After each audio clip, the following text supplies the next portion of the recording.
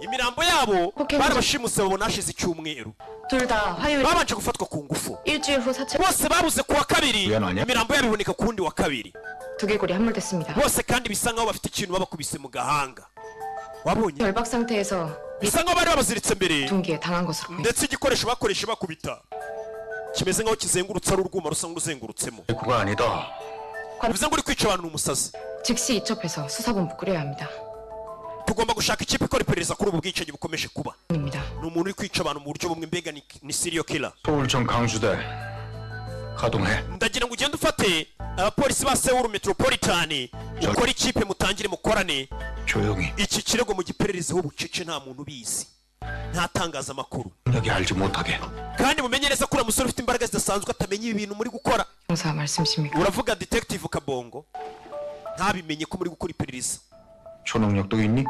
hari undi muntu usuze ufite izo mbaraga usibye Kabongo yego nyakubaho atura musore ufite imbaraga zidasanzwe ntamenye ko mugiye gukora iperereza ku mwicanyi uri kwica abantu mu buryo bumwe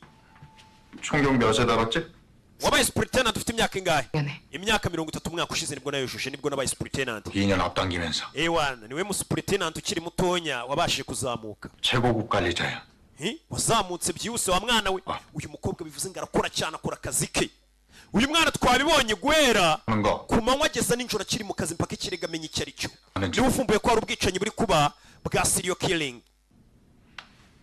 nibwo bwicanyi buteye ubwoba ariko uzi buri mwicanyi aragenda bamuhembye ati genda wica inshuti Joseph bikarangira bikava mu nzira ariko ibaze wa mwicanyi wica yishimisha buri munsi akavuga ati ngomba kwica undi muntu ninezeza uwo niwe mubi abari nk'uburwayi abari nk'umusazi uwo mwicanyi iyo yishe umuntu abameze nyine nk'umuntu ashaka kunywa itabu urabona ataka bafite iyo ari nyweye yumva atekanye bita ba serial killer iyo yari buzabura amahoro niyo yabuze umuntu yicabura amahoro tuvuye tugaruke kuri tapandigo hari abavuye muri KBS